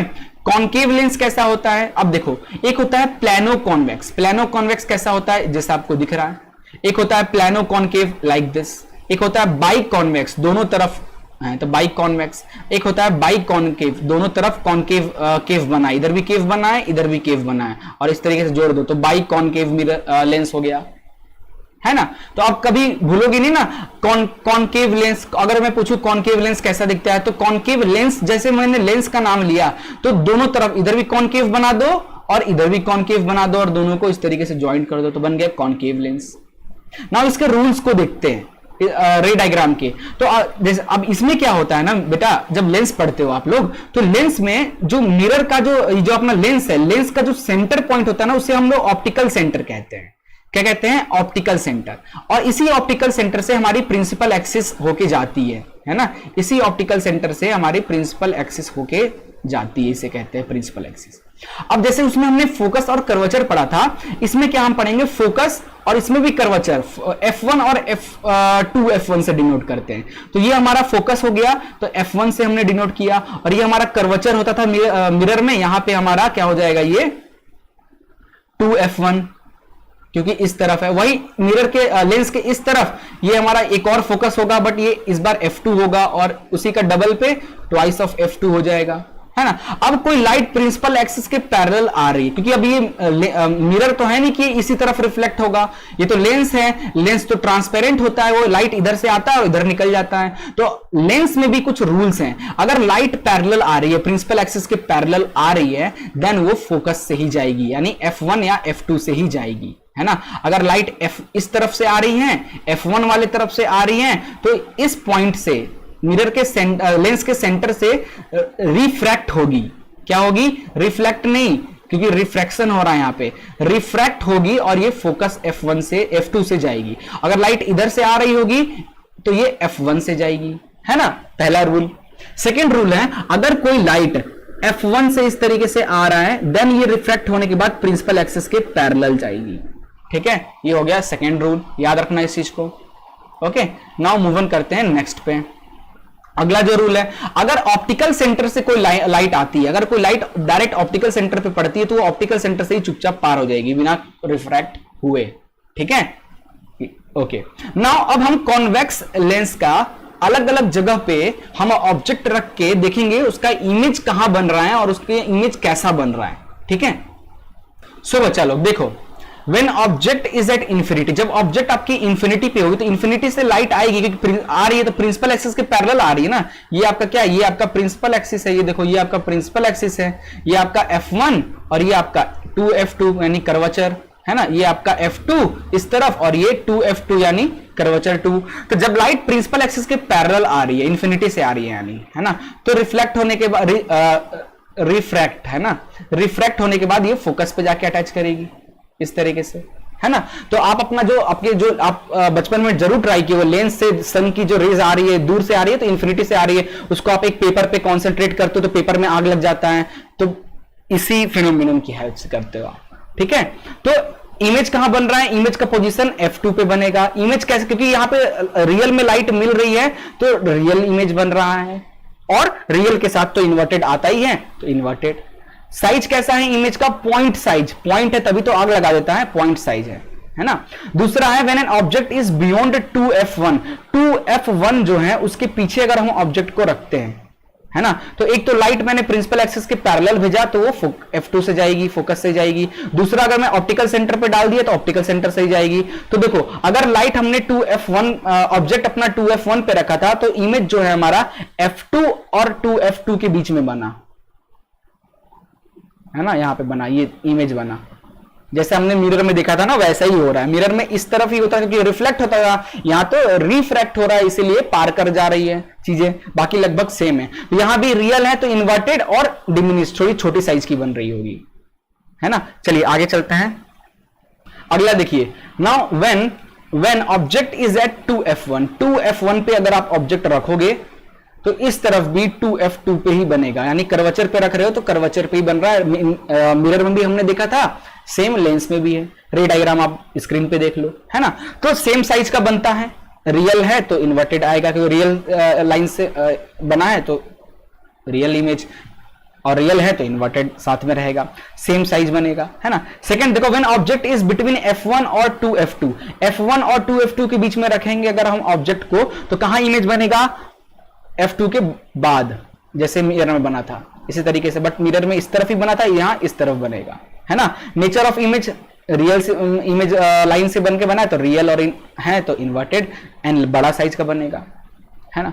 आगे देखते हैं, when object is eight F1, F1 पे अगर हम ऑब्जेक्ट रख देंगे तो जो इंफिनिटी से रेज आ रही थी तो वो फोकस पे कंसंट्रेट कर रही थी, तो फोकस पे अगर कोई चीजें रखेंगे तो वो इंफिनिटी पे जाएगी, है ना। सेम चीज देख सकते हो रे डायग्राम में यहाँ पे, तो एट इंफिनिटी पे इमेज बनेगा। नेचर ऑफ इमेज रियल, क्योंकि रियल रे मिल रही होंगी तो रियल है तो इन्वर्टेड आएगा, और साइज बहुत बड़ा, सन समझ लो एग्जाम्पल। नाउ लास्ट वाला जो हम देख रहे हैं, ये लास्ट वाला देखो जो हमारा है, इसमें है कि when object is placed between F1 और ऑप्टिकल सेंटर के बीच में, F1 और ऑप्टिकल सेंटर के बीच में अगर आप रखते हो, मैं यहां से हट जाता हूं तब दिखेगा, F1 और इसके बीच में ऑब्जेक्ट रखोगे तो इमेज देखो इस तरफ बन रहा है, जिधर इमेज रखे हो, जिधर ऑब्जेक्ट है उधर ही इमेज बन रहा है। लेंस में ऐसा पहली बार देखने को मिल रहा है, लेंस में जिधर ऑब्जेक्ट रख रहे हैं उधर ही इमेज ही बन रहा है। और याद रखना, ये यहां से क्वेश्चंस आ सकते हैं एमसीक्यू, ऐसा एक ही केस में होता है, कॉन्केव मिरर के केस में, और वो भी कौन सा, जब ऑब्जेक्ट को आप कहां रखते हो, F1 और ऑप्टिकल सेंटर के बीच में रखते हो, है ना। तो वर्चुअल, क्योंकि लाइट डॉटेड लाइन से बन रहा है तो वर्चुअल है तो इरेक्ट और एनलार्ज, ठीक है। नाउ कॉन्केव लेंस का देख लेते हैं, कॉन्केव लेंस का कैसे बनता है। तो कॉन्केव लेंस का भी देखो, कॉन्केव लेंस में क्या होता है, इधर जिस तरीके से F1 है जैसा हुआ था वैसा ही सेम है। तो कॉन्केव लेंस में क्या होता है बच्चा लोग, क्योंकि ये डाइवर्जिंग लेंस है ना, तो जो लाइट इंफिनिटी से कोई ऑब्जेक्ट अगर इंफिनिटी पे रखा हुआ है, इंफिनिटी पे ऑब्जेक्ट रखा हुआ है इंफिनिटी पे, तो वहां से लाइट आएगी तो प्रिंसिपल एक्सिस के पैरेलल आ रही होगी, तो टकराने के बाद वो क्या होगी, डाइवर्ज हो जाएगी। पहले तो रिफ्रैक्ट होगी, वो भी डाइवर्जिंग केस में इस तरीके से। तो अब इस तरफ तो इमेज बन ही नहीं सकता, क्योंकि ये तो लाइट, एक लाइट मान लो इधर से आई तो ये चली गई इधर, तो ये दोनों तो इधर आपस में कभी मिलेंगे ही नहीं, बल्कि बड़ा ही होते जाएंगे। तो कैसे मिलाया जाए, तो इनके रिफ्रैक्टेड रे को अगर पीछे तरफ डॉटेड लाइन से अगर एक्सटेंड करें तो क्योंकि हमें पता है कोई इंफिनिटी से अगर कोई प्रिंसिपल एक्सिस के पैरेलल अगर कोई लाइट है तो वो फोकस पे ही जाएगी, इस तरफ नहीं जाएगी तो इस तरफ जाएगी। तो वर्चुअली यहां डॉटेड लाइन से ये मिल रहा है। तो कॉन्केव लेंस में जो इमेज बन रहा है हमारा यहां पे कहां फोकस पे बन रहा है। अगर ऑब्जेक्ट इंफिनिटी पे है तो कैसा बन रहा है, इमेज का नेचर कैसा है, तो वर्चुअल और इरेक्ट है ना, और स्मॉल साइज। ठीक है, वही सेकंड केस देख सकते हो कि अगर कोई लाइट है ना फोकस पे आ रही है ना, देख लो ये लाइट ये कहां आ रही है, आ रही है, आ रही है, आ रही है, इस तरीके से। ठीक है, डॉटेड लाइन, इसके अगर डॉटेड लाइन को एक्सटेंड करती है फोकस पे जा रही है, यानी लाइट फोकस पे है तो ये रिफ्लेक्ट होने के बाद प्रिंसिपल एक्सिस के पैरेलल जाएगी, है ना। और अगला रूल है ऑप्टिकल सेंटर से अगर कोई लाइन आ रही है तो ऑप्टिकल सेंटर से ही चली जाएगी। ये मैं एक्चुअली रूल बता रहा था कॉन्केव लेंस का कि किस तरीके से रूल है ना। अब हम इसके कुछ वो डिस्कस करेंगे, आइए देखते हैं। ये रहा इसका कुछ पार्ट, बस एक ही दो हैं। अगर इंफिनिटी से रे आ रही है तो इसका ऑब्जेक्ट इमेज कहां बनेगा, इस पे बनेगा, है ना, F1 पे ही बनेगा, वर्चुअल इरेक्ट होगा, हाईली डिमिनिश छोटा होगा। वहीं पे अगर F और O के बीच में कहीं भी रख दें तो F और O बोल रहा हूं, when object is placed between infinity and optical centre, infinity और ऑप्टिकल सेंटर के बीच में कहीं भी ऑब्जेक्ट को रख दो, इसका जो इमेज है वो F और O के बीच में ही बनेगा, फोकस और ऑप्टिकल सेंटर के बीच में ही इमेज बनेगा, आप देख सकते हो, है ना। और ये वर्चुअल और इरेक्ट होगा और साथ ही साथ डिमिनिश्ड भी होगा। ओके, चलिए आगे चलते हैं बच्चा लोग। लास्ट टॉपिक है हमारा, ये चैप्टर हो रहा है यहां पे खत्म, है ना। लास्ट टॉपिक हम डिस्कस कर रहे हैं, इसके सॉरी एक पावर ऑफ लेंस बच जाएगा, उसको भी डिस्कस हम करेंगे। अब देखो यहां पे sign convention for spherical lens के लिए साइन कन्वेंशन के बारे में जरा देखते हैं। तो देखो जैसे मैंने बताया था सबसे पहले जो फोकल लेंथ होता है कॉन्वेक्स लेंस का, जो फोकल लेंथ होता है बच्चा लोग वो हमेशा पॉजिटिव होता है कॉन्वेक्स लेंस में, कॉन्वेक्स लेंस में। क्यों? क्योंकि हमने देखा ना कॉन्वेक्स लेंस में हमने क्या देखा, जो लाइट इधर से आ रही है तो फोकल इधर बन रहा है, तो इस तरफ फोकस है ना। तो हमने देखा है कि अगर कोऑर्डिनेट ज्योमेट्री में इस तरफ प्लस रहता है तो इस तरफ अगर आप डिस्टेंस लोगे, फोकस तो यहां पे आता है, तो यहां से यहां तक का फोकल लेंथ कहलाएगा, तो ये डिस्टेंस पॉजिटिव रहेगा। वहीं पे अगर कॉन्केव लेंस की बात करें तो कॉन्केव लेंस में लाइट इधर से आ रही है तो इमेज भी इधर ही बनता है, तो फोकस भी इधर ही है, तो फोकल लेंथ भी इधर ही होगा, इसलिए नेगेटिव होगा। ये कुछ इंपॉर्टेंट है बच्चा लोग, एकदम अच्छे से एकदम माइंड में रख लो। जबरदस्त क्वेश्चन घुमा घुमा के पूछेगा और कंफ्यूज हो जाओगे, ठीक है, एमसीक्यू में। नाउ जैसे मैंने बताया था जो मिरर का लेंस फॉर्मूला होता है वो 1/v plus 1/u is equal to 1/f होता है, बट यहां पे लेंस का फॉर्मूला होता है 1/v minus 1/u is equal to 1/f, where v is image distance, u is object distance, f is focal length। अब बहुत बच्चे कंफ्यूज हो जाते हैं कि सर v इमेज का डिस्टेंस है और u ऑब्जेक्ट का डिस्टेंस है, हम कंफ्यूज हो जाते हैं। तो देखो u और v में पहले क्या आता है, पहले u आता है फिर v आता है। तो जब आप मिरर के सामने आप जाके खड़े होगे तब तो आपका इमेज बनेगा ना, है ना। तो पहले ऑब्जेक्ट आएगा फिर इमेज आएगा, पहले u आएगा फिर v आएगा। तो u define for object, v define for image, ठीक है। चलो ना, तो लेंस फॉर्मूला क्लियर हो गया। लेंस फॉर्मूले में बस माइनस आ जाएगा। मैग्निफिकेशन की बात करें तो मैग्निफिकेशन हाइट के अकॉर्डिंग देखा जाए तो height of image upon height of object, ये तो सेम है दोनों केस में, मिरर में भी। बट मैग्निफिकेशन डिस्टेंस के रिप्रेजेंट में देखा जाए तो डिस्टेंस के रिप्रेजेंट में जो मैग्निफिकेशन आता है वो क्या आता है, magnification is equal to distance of image upon distance of object. वहां पे माइनस में होता था, यहां पे प्लस में होगा, ठीक है। ये सब चीजें क्लियर हो गया। अब मैग्निफिकेशन का क्या कुछ फंडा है क्या सर, अभी मैं बताऊंगा, चैप्टर खत्म हो जाने दो। अभी सीधे चलते हैं पावर को, पहले पावर को खत्म करते हैं, देन अपन कुछ बेसिक टर्म्स हम डिस्कस करेंगे, ठीक है। तो देखो पावर का फॉर्मूला क्या होता है, 1/फोकल फोकल लेंथ। तो पावर, जब भी किसी क्वेश्चन में पावर निकालने के लिए बोल देना, तो सबसे पहले तो आप फोकल लेंथ निकालो। फोकल लेंथ निकल गया ना, उसको डिवाइड कर दो 1 से, तो फोकल लेंथ को 1 से डिवाइड कर दोगे तो आपको मिल जाएगा पावर, ठीक है। और पावर की यूनिट डायोप्टर होती है, डायोप्टर, ठीक है, याद रखना। 1 डायोप्टर में 1/मीटर होती है, पर मीटर वैल्यू होती है 1 डायोप्टर की। 1 डायोप्टर इज इक्वल टू पर मीटर, ठीक है।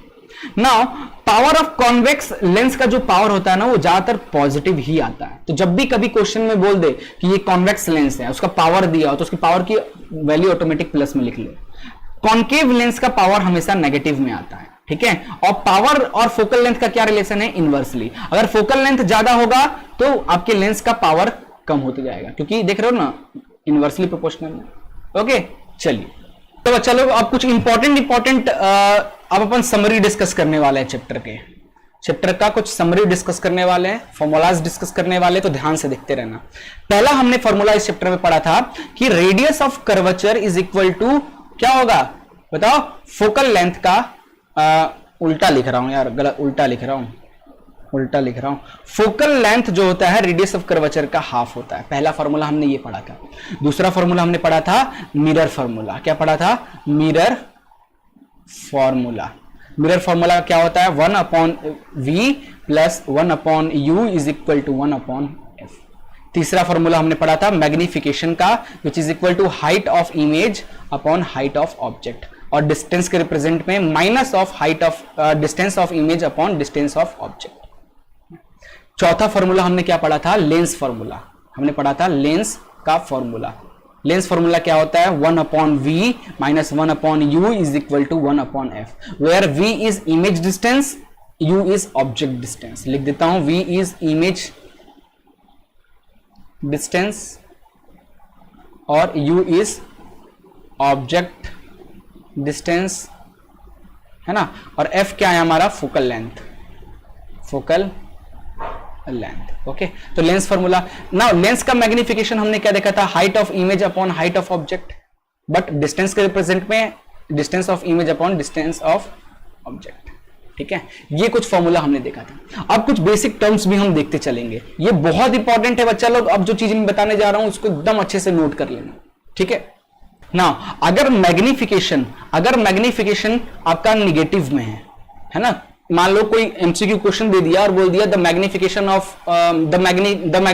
ऑफ लेंस इज -1 या -8 या -5, तो बताइए वो कौन सा लेंस है, या वो कैसा उस पे इमेज कैसा बनेगा। तो माइनस है तो यार रियल इमेज बनेगा, तो उस जो लेंस है ना उस लेंस में रियल इमेज बन रहा होगा। मैग्निफिकेशन अगर प्लस है तो वर्चुअल इमेज बन रहा होगा। कैसा बन रहा होगा, वर्चुअल इमेज बन रहा होगा। ठीक है, और क्या है, और अगर मैग्निफिकेशन माइनस आ रहा है ना, तो कॉनकेव लेंस है आपका जो लेंस है वो कॉनकेव लेंस है। ठीक है, अगर मैग्निफिकेशन अगर आपका प्लस में आ रहा है तो समझ लेना कॉन्वेक्स है। ठीक है, कॉन्वेक्स है।